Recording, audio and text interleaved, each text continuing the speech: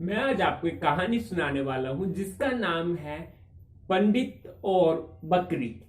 बहुत समय पहले एक गांव था जिसका नाम था रामपुर। उसमें एक पंडित जी रहा करते थे और एक दिन उनके मन में आता है कि वो जाकर पास वाले गांव से एक बछड़ा खरीद कर लाए।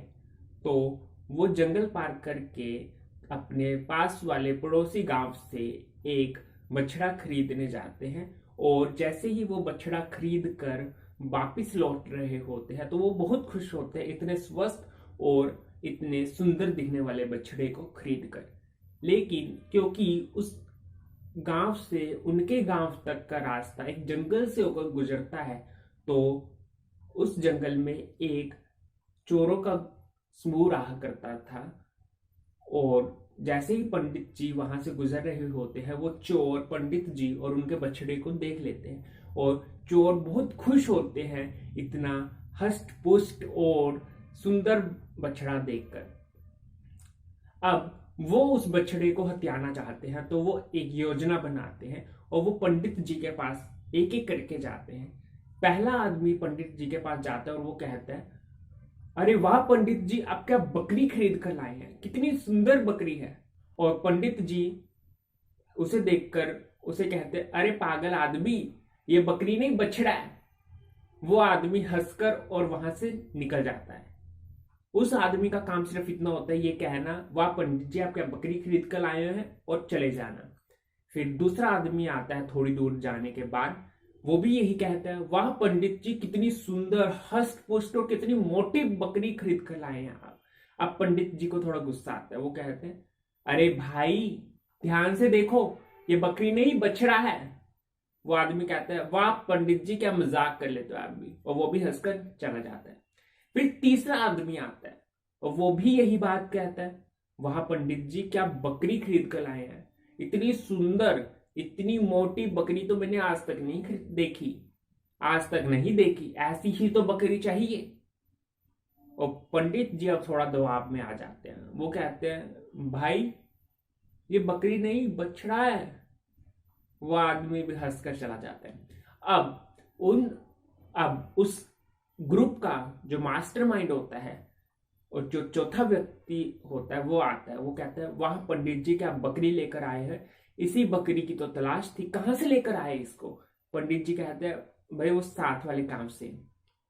अब पंडित जी अपने दबाव में आ जाते हैं उनके कि सचमुच ये कहीं बकरी ही तो नहीं, क्या मुझे कहीं गलत फहमी तो नहीं होगी। वो आदमी कहता है, पंडित जी, वैसे तो बकरी थोड़ी पतली होती है, लेकिन इतनी स्वस्थ बकरी को देखकर तो मैं इसे खरीदना चाहूंगा।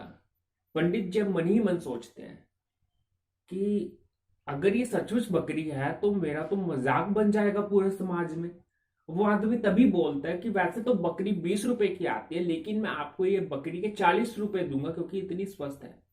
पंडित जी सोचते हैं, वैसे तो मैं इसको बछड़ा समझकर 100 रुपए में लाया हूं, लेकिन अगर मैं इसे गांव में लेकर जाता हूं तो सब लोग मेरा मजाक बनाएंगे कि बकरी के तुम 100 रुपए देकर आ गए, कैसा बेवकूफ आदमी है ये।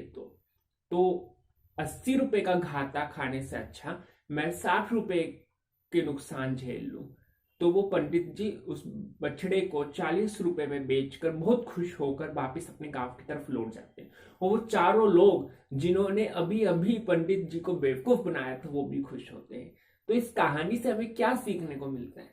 कई बार लोग हमारे तक वो सूचनाएं पहुंचाते हैं जो वो पहुंचाना चाहते हैं।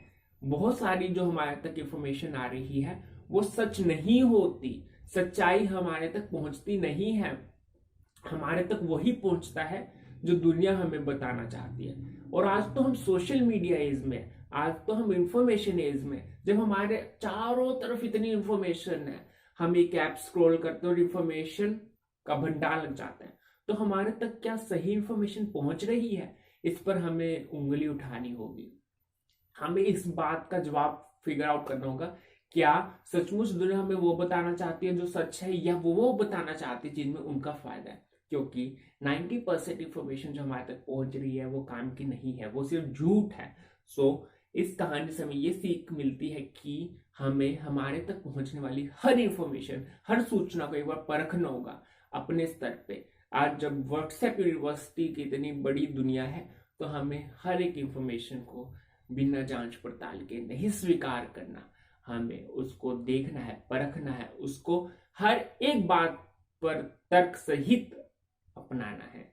ऐसे नहीं कि मिली तो अपना लिया। जितना मर्जी विश्वसनीय स्रोत क्यों ना हो, हमें परखना जरूरी है, क्योंकि दुनिया हमारे तक वो इंफॉर्मेशन पहुंचा रही है जिसकी उन्हें जरूरत है, जिनकी हमें जरूरत नहीं है। I hope this video help you. Thank you for watching this video. See you in next video. Bye.